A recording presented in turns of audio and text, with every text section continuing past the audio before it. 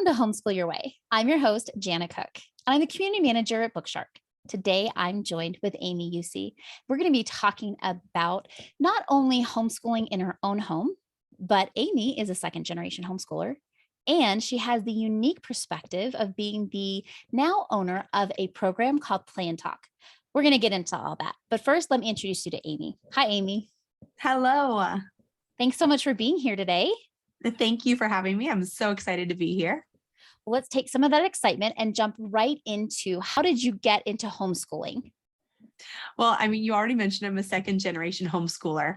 It feels like I've been in homeschooling forever, but I guess the origin story of homeschooling for me would be when my mom tried to put me in a Montessori preschool when I was about 4.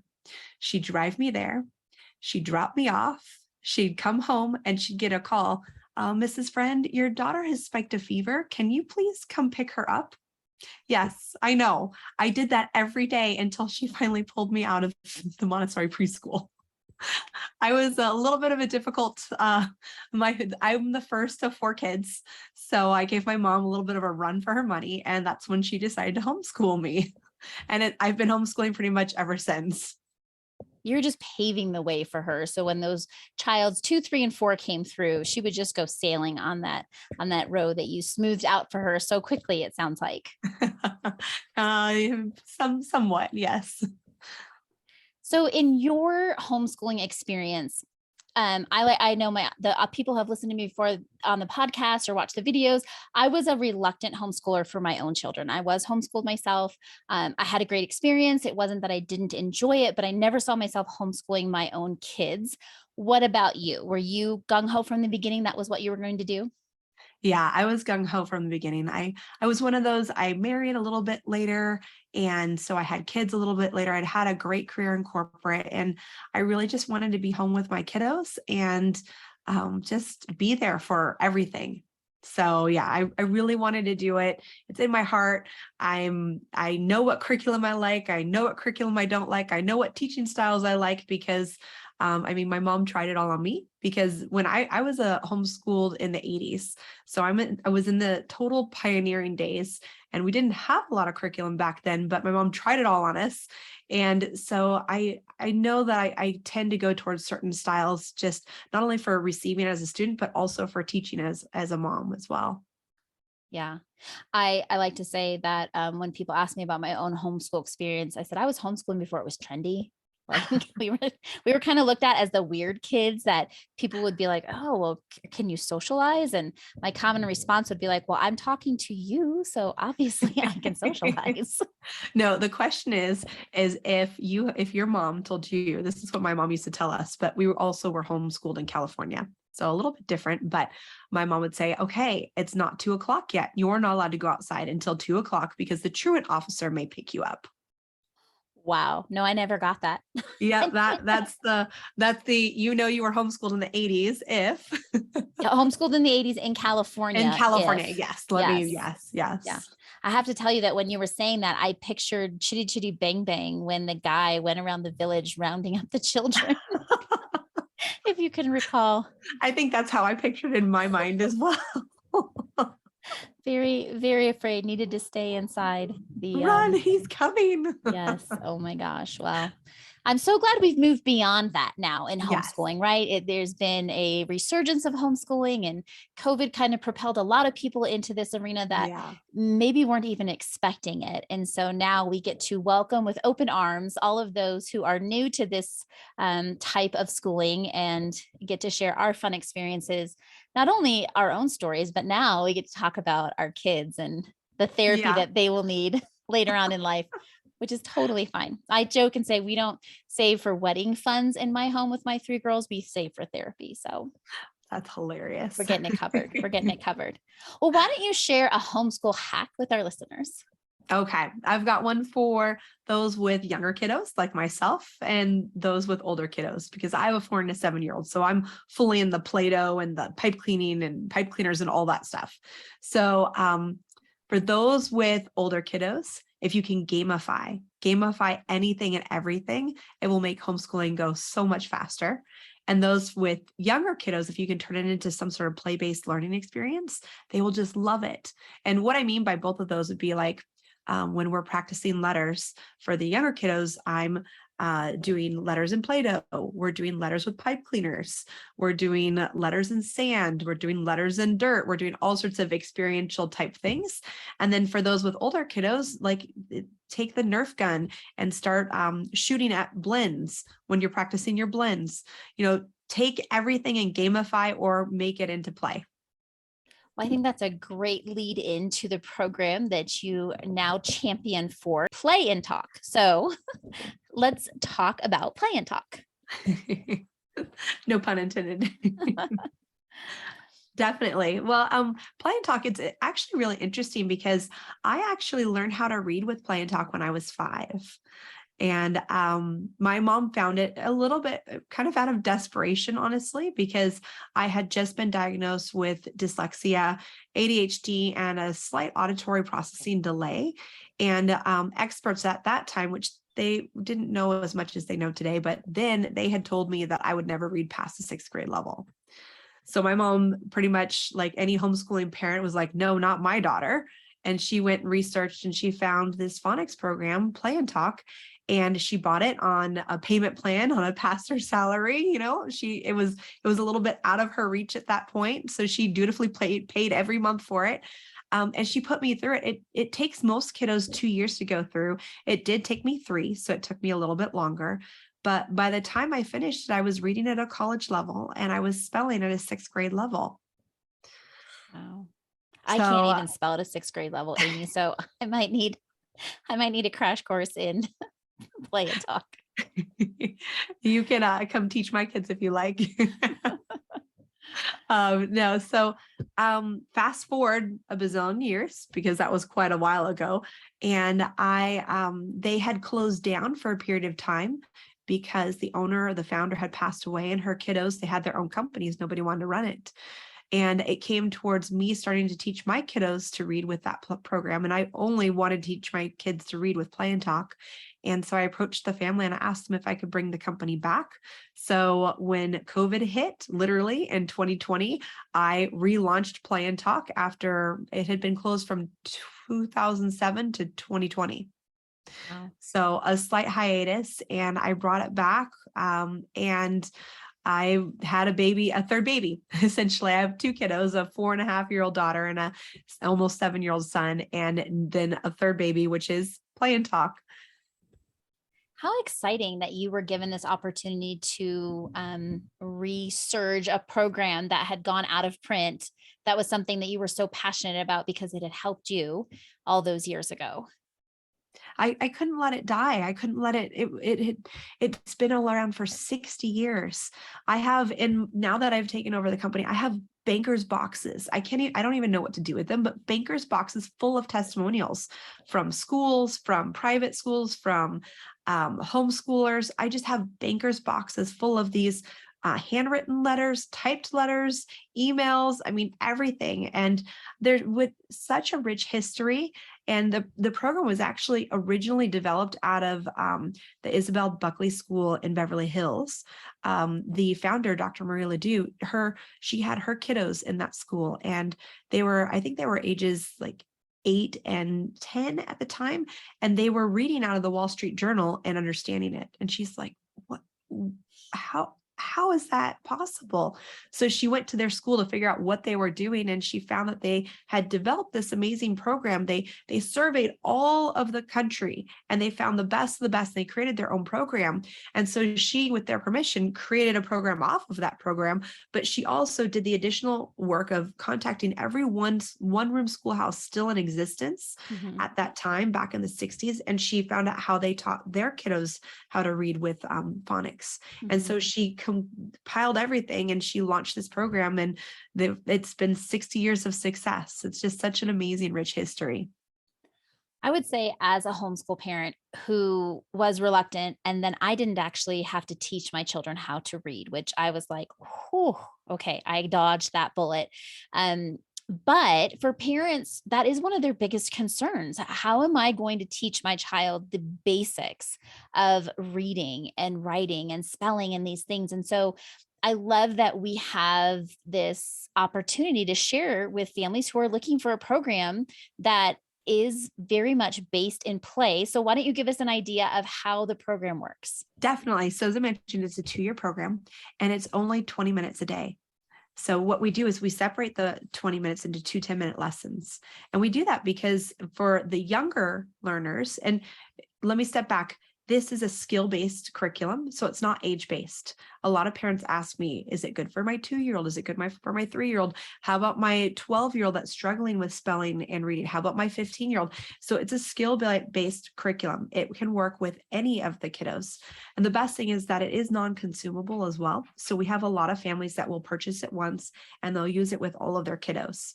And a lot of times they'll have an older kiddo and we'll tell them, have them teach the younger kiddos so that it kind of saves their ego a bit and it helps their spelling, helps their reading while teaching the younger kiddos. And the thing is that they're not actually teaching, it's teaching because we have over 210 audio lessons.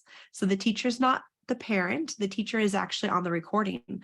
So all the parent does is facilitate to make sure the kiddo has their book open. So they're looking at their book, they're listening to the teacher teach, they're interacting with the teacher speaking. So they're hearing it, they're speaking it, they're seeing it. And they do that for 10 minutes. And then they go off, take a break, and then they do a 10-minute game. So it's all play-based, everything. I mean, we have several different games. We reinforce every phonetic concept that we teach 7 different ways. I think that is exactly what most parents are looking for, right? They are looking for a way to engage their children in different types of activities. Music is one of those things that I have been very aware of that the public school is getting away from. And yet there are studies that prove that when you learn something in a song or have music tied to it, it sticks. I mean, you and I probably could go back decades thinking of jingles from television shows and advertisements that, like all of a sudden, even now I'll hear it and I'll sing along. I'm like, oh my gosh, how did I remember that? But it's one of those teaching styles that I don't think is utilized nearly as much, I think, in the modern education. And, I'm glad to hear that there is some resurgence with that in your program. What is some of the feedback that you get from maybe some modern families when they hear that like it's an audio lesson and there is singing and clapping? Because it's kind of a lost art, are you Mhm. getting good feedback from your families? We are getting excellent feedback. And also too, we have it so it's kind of developmentally at different stages. So most of the singing actually happens in the beginning of the program, which is called Sing and Sound. And that's where we actually teach the alphabet and we teach their sounds. And interestingly enough, and a lot of parents will actually ask me, do you teach all of the sounds up front? And we don't actually. We hold off on the schwa A. We teach the basic, the long and the short. And the reason is that our program is actually designed to build self-confidence for kiddos, especially those that have maybe experienced some challenges in their reading and they're doing this for a remedial thing. We really want them to know their long and short vowel sounds so that when we start to build 3-letter words right in the beginning, they're able to actually pick it up and they feel confident in what they're doing. So they're excited to take the next challenge and tackle the next one. So we do what we call spiral learning, where they master a new concept and then they build upon it and then they master another one and they build upon it. So it's a little bit different, but it's worked for over 60 years. I have 4 and 5-year-old little girls that after only 1 year of using our program, they're reading at 5th grade level. Yeah. It's insane. I wish that I was doing that, but like I said, for me, it took me a little bit longer because of the learning challenges. But the beautiful thing is we have so many kiddos with learning challenges and they just excel too. It takes them each person goes on their own journey in terms of how long it takes them. It's not a marathon. It's not a race, it's actually a marathon. Yeah. I think that we should just probably hashtag that and make some t-shirts about homeschooling in general, that if you expect it to be a sprint and to get it all done, you're going to be sorely disappointed because it does take years. You talk about curriculum and this being around for as long as it has been, but even curriculum developers, it takes Mhm. a long time to develop these things. And so when they're already done for you, we then as parents need to understand that it still takes time for our children to Yeah. then grasp these concepts. I know I've talked to plenty of parents who are frustrated because they feel like their children aren't where they should be. And one of the biggest things I think that we need to get away from in homeschooling or education in general is there is no should. Like, we don't need to do that to our kids. They are where they are at. And then we get to celebrate that and watch them grow from there. And so when we have challenges with reading and spelling and these other areas, math, I mean, like you said, each child is individual. So we will have challenges in different areas. That it is a process that instead of being anxious as parents that maybe we're doing something wrong, we just need to trust the process. And if it takes 2 or maybe 3 years, if your child, doesn't end up reading until they are 12, that's okay too.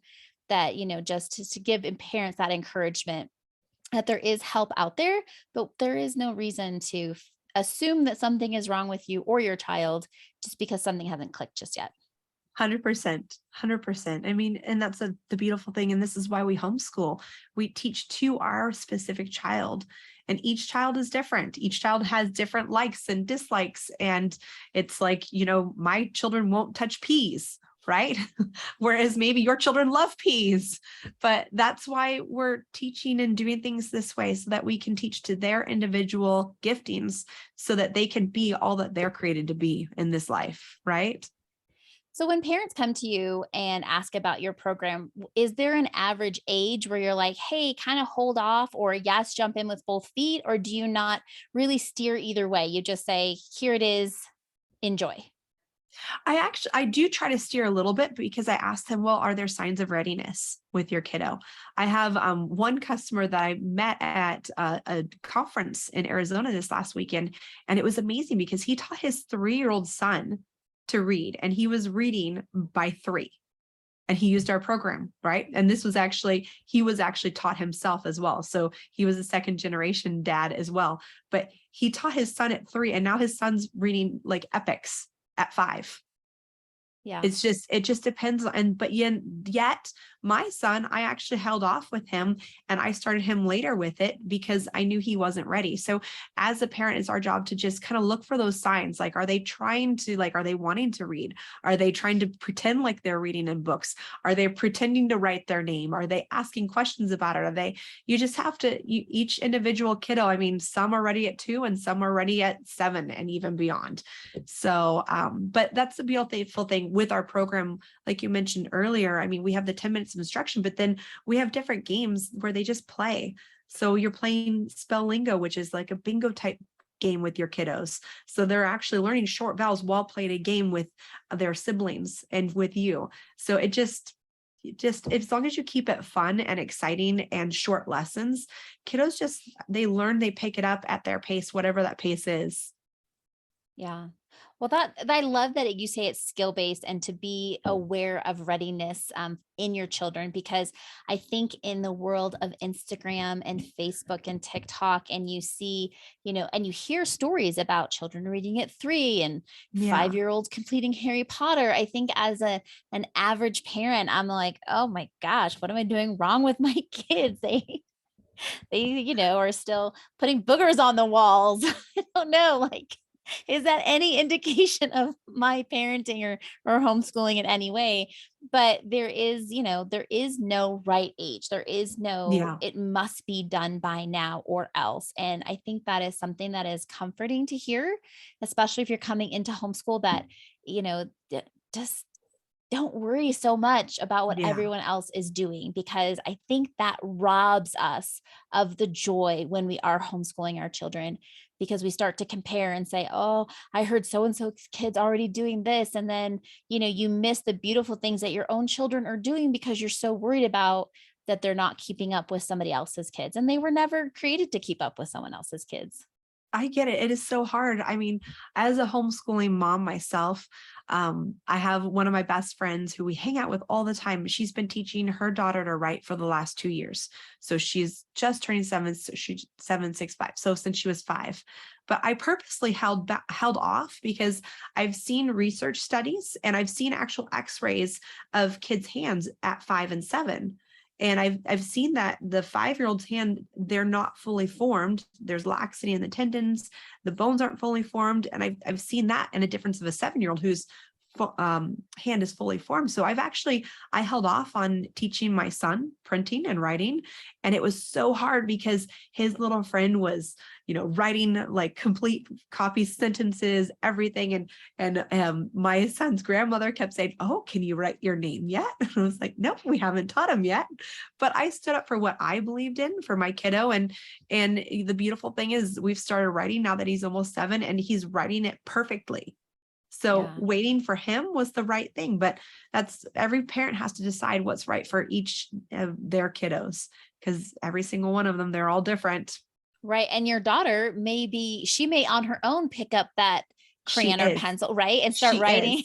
Yes. And she's my opposite. So she's ready and she's doing it right now. Yeah. She's writing her name. She's doing her letters. So it just depends. Every child is different. Just when you think you get homeschooling down with one, the next one totally shifts it. But that's kind of the beauty of the adventure.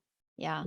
And if we can keep in mind that it is an adventure, that it isn't a problem that needs to be solved, that it's not a chore that has to be done, because when you start to feel that way, really about anything in life, you start to dread it, right? You're like, I don't think I want to, why am I doing this? Or, I guess I have to get it done today. And your children pick up, I know my kids pick up on that all the time. Like, not really feeling it today, mom. Like, and I can just be honest. I'm like, I'm not, let's watch a movie. We'll call it a documentary, and school's done for the day.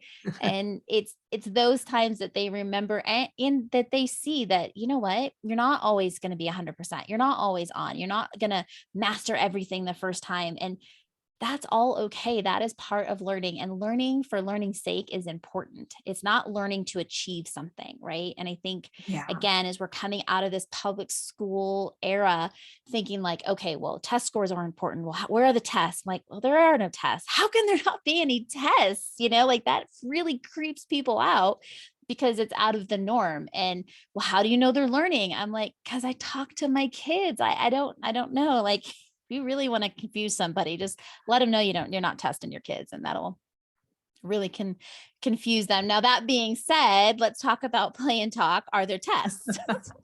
No, there's no tests. Okay, good. Phew. There's one requirement in play and talk where you have to actually make sure that they master something. And that is right before, when they finish singing sound and they're ready to move into the main part of the program, you do have to make sure that they know all of their letters, upper and lowercase, and they know their sounds. But we have taught them that. So as long as you know that, which you do because you're the one homeschooling them, then you can move on to the main part of the program. But that's it. Everything else, you just take it at their pace and you just have fun. That's the main part. It's not supposed to be tedious. It's not supposed to be hard.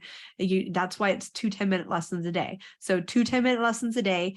And in 2 years, kiddos are reading up to a college level afterwards and spelling at a 6th grade level. And let me put it this way, the 6th grade level thing, I need to actually relook at those spelling words, because the last time I looked, supraorbital was not a 6th grade word. This was 6th grade 60 years ago when we developed it. Right. I was going to say, I think I recall when I was in college 20 some years ago, and one of the requirements in the class I was taking was we each had to get the magazine Time.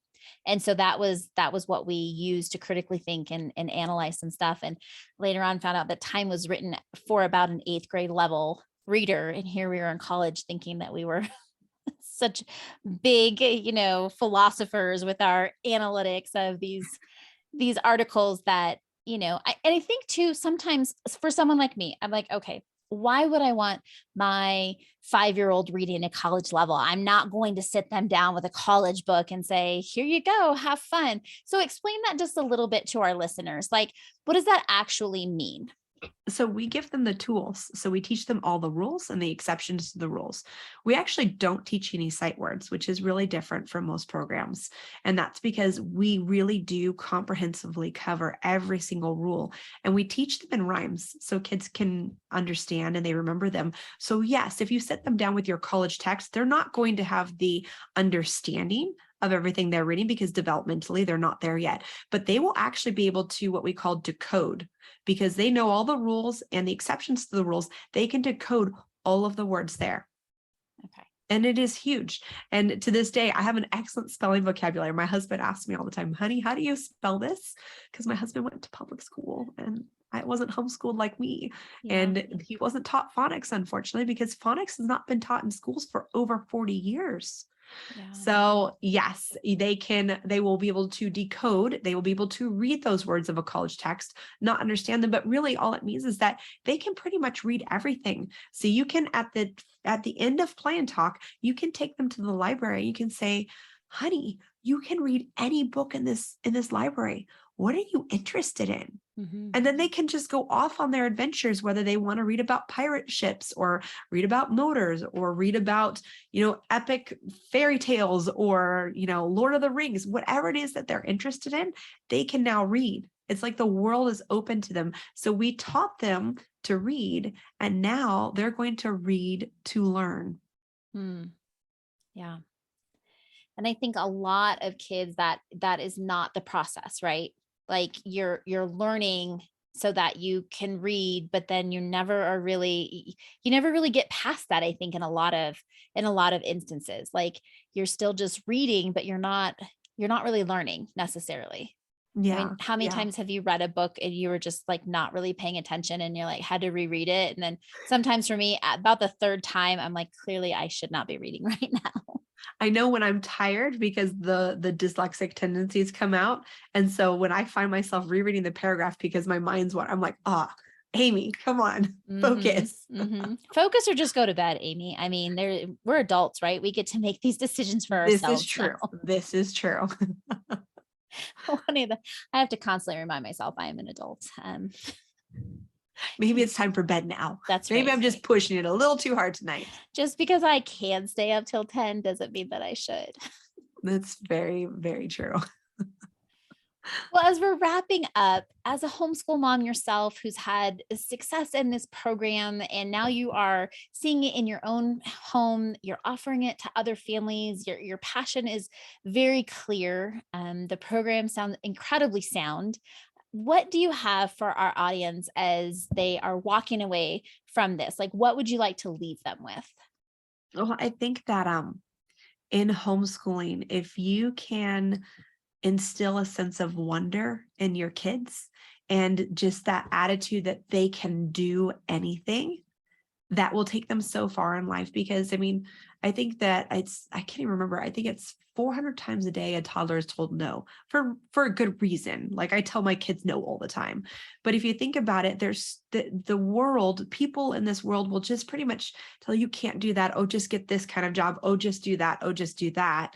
If we can instill this sense of wonder and learning and this excitement that they can do anything, they can be anything that put their minds to, just a little bit of that impossible factor, then we don't need to ground them in like, oh, this is the reality of life, but give them the I can do anything. And if they can come out of homeschool knowing that they can do and tackle anything in life, then really the heights that they can go is no, there are no limitations. They'll just soar, and it's amazing. And I say that because I try to do that with my kids, and my mom did it with me. And I went on, after being diagnosed and told I couldn't do this, I went on to graduate. I got my bachelor's degree, I have a master's degree, and I'm now running a company that I learned to read with when I was 5. I mean, if that's not the bit of the impossible factor, I don't know what is. Yeah.